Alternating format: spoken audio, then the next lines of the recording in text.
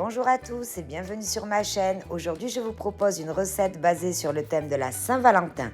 Il s'agit des petites meringues en sucette en forme de cœur. Si ça vous intéresse, suivez-moi. Je vous laisse de suite avec la recette et les ingrédients.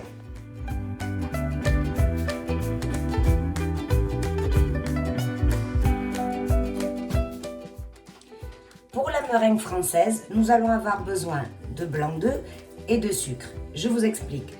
J'ai pesé mes blancs d'œufs, j'en ai 153 grammes.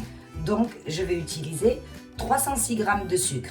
Donc, en fait, ce que vous allez faire selon si vous voulez plus ou moins de meringue, il vous suffit tout simplement de peser vos blancs et de multiplier le poids par 2 pour le sucre. Pour la suite, rien de plus simple. Il nous suffit de mettre les blancs dans le bol du robot. On va le mettre à vitesse moyenne. Quand les blancs commenceront à mousser, il nous suffira d'ajouter le sucre petit à petit. Ensuite, on laissera tourner jusqu'à ce qu'on obtienne une belle meringue brillante, onctueuse et ferme.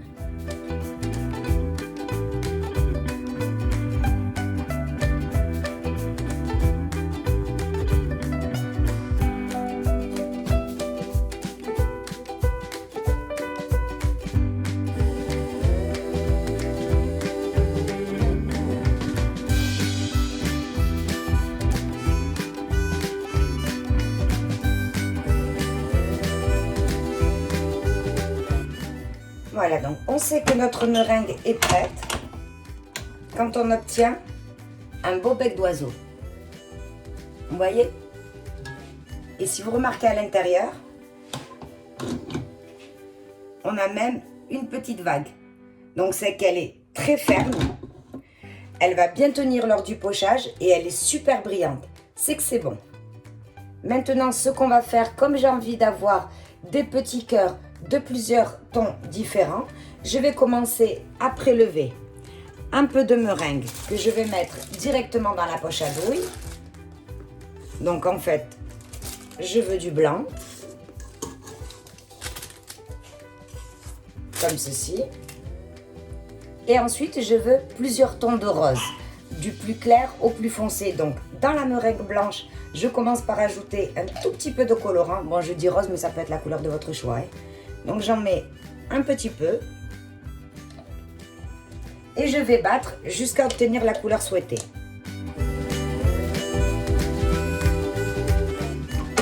J'ai obtenu le rose que je désirais, donc je vais également en prélever et mettre directement dans ma poche à douille. J'ai oublié de vous dire tout à l'heure, on est bien d'accord que vous mettez au préalable la douille. Donc ce qui serait sympa, si vous avez plusieurs douilles de tailles différentes et de formes différentes, c'est le moment de les sortir.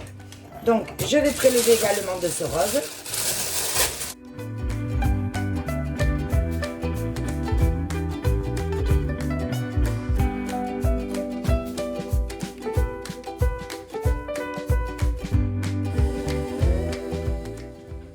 Et je rajoute encore un peu de colorant pour lui donner un ton encore plus foncé. Donc l'idéal serait d'avoir du colorant en gel, voire en poudre, c'est encore mieux, mais pas liquide, ça risquerait de changer la texture de votre meringue.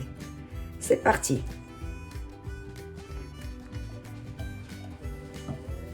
Et je rebats.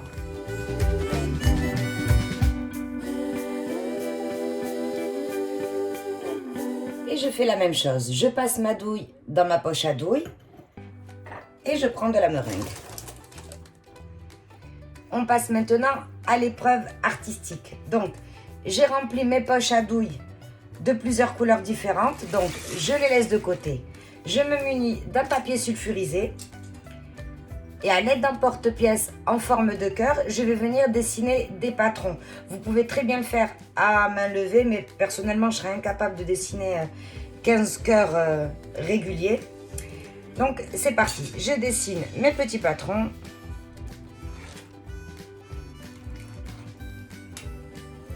Voilà, donc j'ai fini de dessiner mes petits patrons. J'ai pris des petites pailles dorées.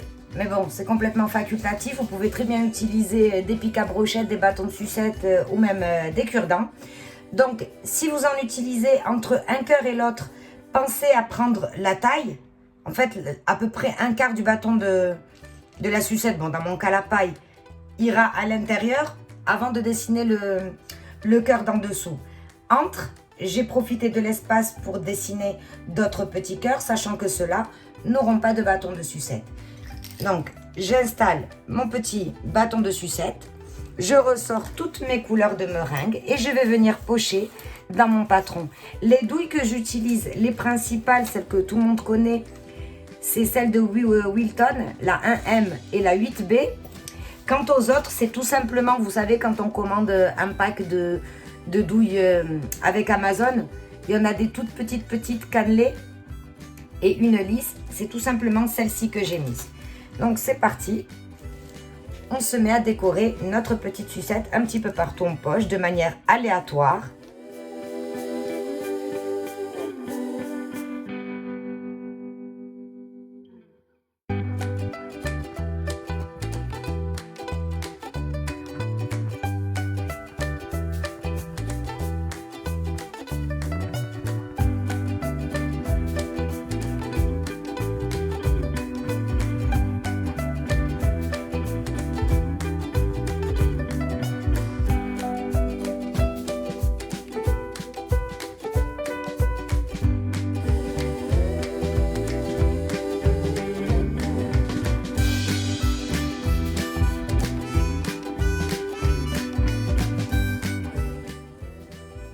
Voilà pour la première et on essaye de faire un petit peu différent pour toutes les meringues.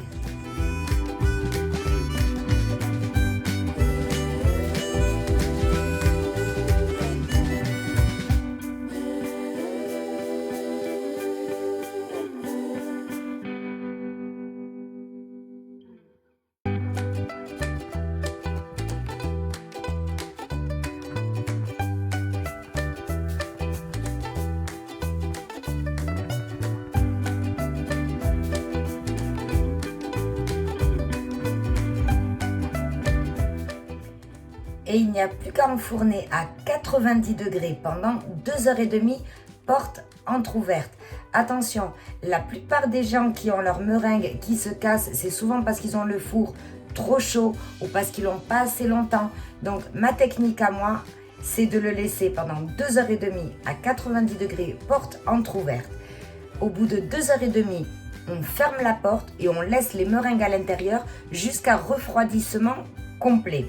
La dernière astuce, une fois qu'elles ont bien refroidi dans le four, quand vous le sortez, quelques-unes au bout de 5 minutes peuvent être légèrement collantes à la surface. C'est sûrement parce que vous avez de l'humidité dans votre cuisine. Donc, sans perdre de temps, vous les mettez vite dans une boîte hermétique et problème résolu. Et voilà le résultat. Donc, on obtient de jolies meringues craquantes, croquantes, qui ne se sont pas fissurées et qui ont gardé toutes leurs couleurs. J'espère que la recette vous aura plu. Si c'est le cas, n'hésitez pas à vous abonner et d'activer la petite cloche pour ne perdre aucune de mes recettes. Merci, on se retrouve pour une prochaine vidéo.